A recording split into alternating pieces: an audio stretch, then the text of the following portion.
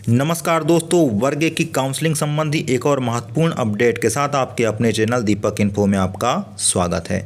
दोस्तों, कैंडिडेट्स के द्वारा बहुत कड़ी मेहनत करने के बाद दो परीक्षाओं को पास किया गया है और वेटिंग और सिलेक्शन लिस्ट में अपना नाम दर्ज किया गया है। इसके बाद भी कई सारी ऐसी माइनर मिस्टेक है जिसकी वजह से उन्हें डॉक्यूमेंट्स वेरिफिकेशन में बाहर का रास्ता देखना पड़ सकता है। तो ऐसे कौन कौन से कारण हैं जिनकी वजह से वो डॉक्यूमेंट्स वेरिफिकेशन से बाहर हो सकते हैं और उनका निदान क्या हो सकता है, आज इस वीडियो में उस पर हम चर्चा करने वाले हैं। इसलिए वीडियो के एक एक पॉइंट को ध्यान से समझें और अंत तक बने रहें। तो डीवी में रिजेक्शन के कुछ रीजंस यहाँ पे दिए हुए हैं जिस पर बारी बारी से हम चर्चा करने वाले हैं। सबसे पहले पॉइंट की बात करेंगे, आयु कम होना। जी हाँ दोस्तों, अगर फॉर्म फिल करते समय आपकी आयु 21 वर्ष से कम रही होगी तो ऐसी स्थिति में डीवी के समय आपको बाहर कर दिया जाएगा। इसी तरह दूसरा पॉइंट है आयु अधिक होना। जी हाँ दोस्तों, अगर आपकी आयु संबंधी छूट लेने के बाद भी आयु निर्धारित आयु से अधिक होती है तो ऐसी स्थिति में भी डॉक्यूमेंट्स वेरिफिकेशन के समय आपको बाहर किया जा सकता है। तीसरा पॉइंट यह है आयु संबंधी दस्तावेज प्रस्तुत नहीं कर पाना।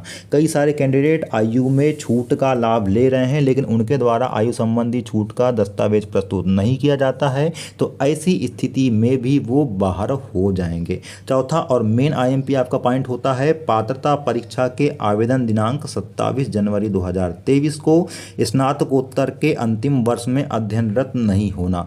जी हाँ दोस्तों, आपने पात्रता परीक्षा के आवेदन करने के दिनांक तक अगर पीजी यानी कि पोस्ट ग्रेजुएशन के अंतिम वर्ष में आप नहीं रहे होंगे तो ऐसी स्थिति में भी अभी डीवी के समय आप बाहर होने वाले हैं।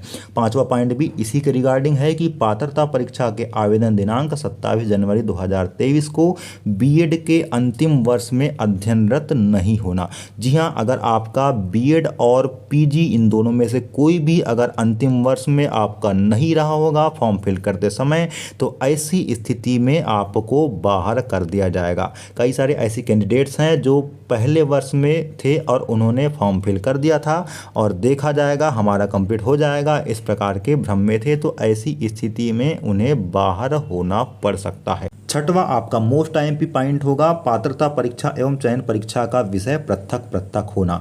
इसका मतलब ये है कि आपने अगर पात्रता परीक्षा गणित विषय से दे दी है और आपने चयन परीक्षा फिजिक्स से दिया है तो ऐसी स्थिति में आपका फिजिक्स में चयन नहीं होने वाला है या किसी अन्य विषय में भी इस प्रकार की कंडीशन बन सकती है। सातवां पॉइंट आपका यह है कि आपने अगर पात्रता परीक्षा में आरक्षण का लाभ लिया है, मतलब आप एसटी, एससी, ओबीसी या ईडब्ल्यूएस कैटेगरी से वहां पर बैठे हैं और आपके 90 से कम अंक है, तो ऐसी स्थिति में आपको सक्षम अधिकारी द्वारा जारी किया गया डिजिटल जाति प्रमाण पत्र प्रस्तुत करना होगा और नहीं प्रस्तुत कर पाने पे आपके अभ्यर्थिता को निरस्त कर दिया जाएगा। आठवां मोस्ट आईएमपी पॉइंट है निर्धारित शैक्षणिक योग्यता 18 जून 2024 तक अर्जित नहीं कर पाना। अगर आपकी जो शैक्षणिक योग्यता है उसको आपने 18 जून 2024 तक अर्जित नहीं कर पाया है, दैट मीन्स आपने अगर डॉक्यूमेंट्स अपलोड तक वो अर्जित नहीं कर पाया है, तो ऐसी स्थिति में आपको बाहर का रास्ता देखना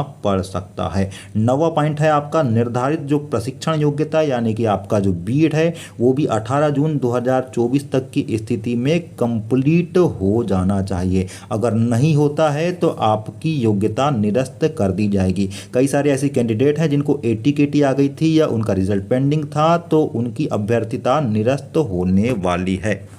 10वां मोस्ट आईएमपी पॉइंट होने वाला है दोस्तों निर्धारित शैक्षणिक योग्यता निर्धारित प्रतिशत या श्रेणी के साथ उत्तीर्ण नहीं करना। जी हाँ दोस्तों, कई सारी यूनिवर्सिटीज़ अलग अलग प्रतिशत में द्वितीय श्रेणी को कंसिडर करती है। यहाँ पे कुल मिलाकर के आपकी मार्कशीट में सेकेंड डिवीज़न लिखा हुआ अनिवार्य होना चाहिए कम से कम, अन्यथा तृतीय श्रेणी की स्थिति में आपको बाहर कर दिया जाएगा। 11वां और मोस्ट आईएमपी पॉइंट है आपका प्रस्तुत शैक्षणिक या व्यावसायिक योग्यता मान्यता प्राप्त संस्थान से प्राप्त नहीं करना। दोस्तों, इसके पहले मैंने एक वीडियो बनाया था जिसमें मैंने मान्यता प्राप्त यूजीसी से जो यूनिवर्सिटीज़ थी 1047 उसकी लिस्ट मैंने डाल दिया था, जिसमें महर्षि महेश योगी विश्वविद्यालय की वैलिडिटी को लेकर के भी बात किया था। आप मेरे टेलीग्राम चैनल पर जाकर के उन सभी यूनिवर्सिटीज़ की लिस्ट को देख सकते हैं।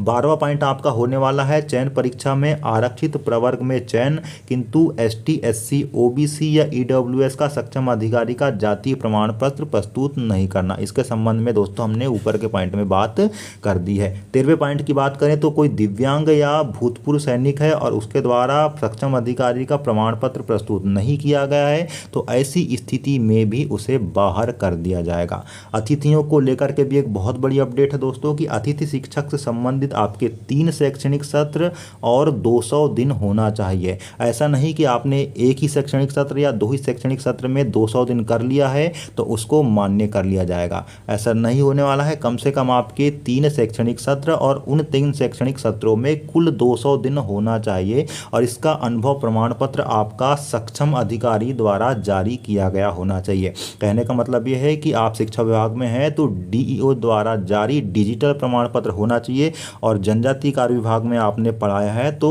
आपका एसी यानी कि सहायक आयुक्त द्वारा और उसकी पदमुद्रा और साइन द्वारा जारी किया गया अनुभव प्रमाण पत्र ही मान्य किया जाने वाला है।